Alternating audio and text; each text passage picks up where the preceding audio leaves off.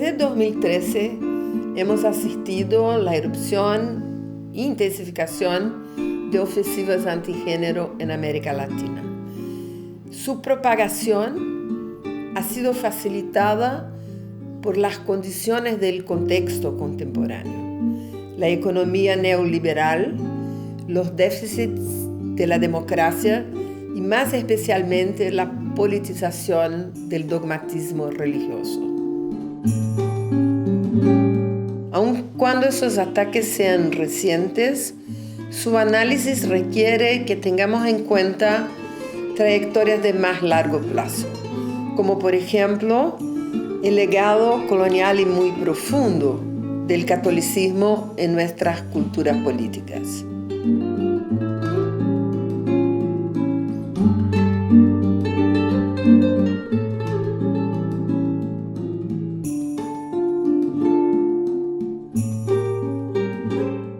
Paraguay tiene como un antecedente bien lejano de oposición al vocablo de género, que específicamente es en 1995, cuando la Conferencia de la Mujer de Beijing, cuando se redactó la plataforma, Paraguay interpuso una objeción al vocablo de género y pidió que conste esa objeción. Algunos le llaman reserva, aunque técnicamente no es directamente una reserva, pero esa objeción es exactamente igual a la propuesta por el Vaticano. Hay una intervención directa, ¿no?, del Vaticano en una oposición a la idea de que el género es la forma en que la sociedad construye la diferencia sexual y que en el caso de las mujeres se traduce en discriminaciones específicas. Y específicamente además esa objeción dice que se entenderá exclusivamente como lo referido al hombre y a la mujer, ¿no? Entonces, como colocando un intento de impedir que el vocablo género se refiera a cuestiones como la identidad de género o la orientación sexual, cerrando un poco las puertas a posibles debates. Estamos hablando de algo de largo plazo, ¿no? De algo que ya llega excede los 20 años, 25 años prácticamente de oposición, pero estamos en un momento diferente, estamos en un momento en que ha habido un salto cualitativo de esa estrategia antigénero e incluso una unión con lo que en el caso paraguayo se visualiza muy claramente, que es la unidad de las estrategias antigénero con las estrategias antiderechos humanos en general. La otra cosa que se visualiza claramente en Paraguay es la unidad de esta arremetida antigénero con las arremetidas antidemocráticas, ¿no? En Paraguay tenemos una cuestión que es impresionante, que es como a partir del golpe parlamentario de 2012, todos los presidentes que vinieron se declararon pro vida y pro familia, que es como el término histórico casi que ellos usan para referirse a sí mismos, ¿no?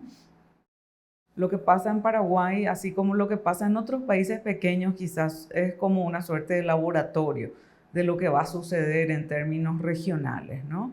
Y el caso de Brasil es bastante ejemplar, ¿no? Porque lo que fue pasando en Paraguay es como que en Brasil se repite de una manera bien sofisticada, mucho más armada, con un mayor impacto, y estamos en una situación donde Brasil fue siguiendo los pasos del golpe parlamentario, los pasos de gobiernos de tinte como más de derechas, más antiderechos, valga la casi redundancia.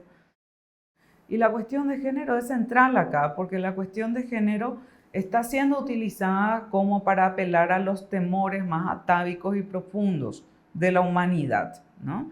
Entonces, esa cuestión de calificar como lo vinculado al género, como lo perverso, quieren apropiarse de los niños, quieren cambiar la cosa que todo el mundo valora, obviamente, que es su propia familia, quieren destruir lo que tenemos, ¿no? Son todos discursos que apelan al temor y a un temor para construir a el enemigo, ¿no?, entre comillas, a las personas que serán enemigas y que por lo tanto merecen no tener derechos o merecen ser ser erradicadas o aisladas de la vida social.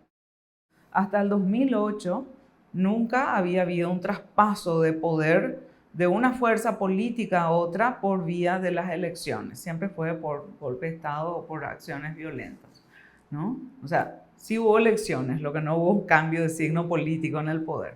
Entonces, y eso sucedió en el 2008. Entonces, luego viene el golpe parlamentario y ya una evolución que es la actual, donde todo el Estado prácticamente está construido para sostener los privilegios que durante el largo tiempo de dictadura, de 35 años de Stroessner, se fue construyendo, ¿no? O sea, nosotros tuvimos una transición controlada por el mismo partido que sostuvo la dictadura, con un breve interregno de 4 años que hoy en día se transformó de nuevo en más de lo mismo.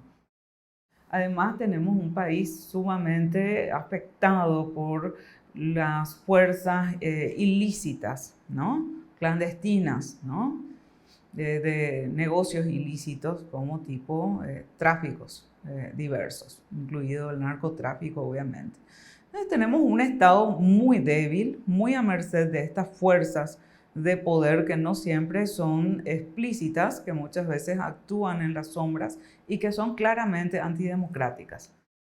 Necesitamos producir un corpus de conocimiento que se vincule entre sí también, porque tenemos dificultades a veces de compartir lo que producimos y de que el campo de conocimiento se constituya de una manera más fluida. En Paraguay solemos tener una dificultad que es que investigamos muy para adentro, es decir, no solo que investigamos sobre Paraguay, que está bien porque es lo que conocemos, sino que lo que investigamos casi nunca se conoce fuera del Paraguay. Necesitamos saber cómo operan estas estrategias internacionales, cómo se constituyen, qué tipo de fuerzas financieras existen detrás, cómo articulan un nivel de decisión política prácticamente, ¿no? Que en el caso de las fuerzas por los derechos humanos son muy abiertas y transparentes, porque finalmente hemos apostado a construir institucionalidad en derechos humanos, ¿no? Necesitamos saber mucho más acerca de lo que la población piensa, ¿no?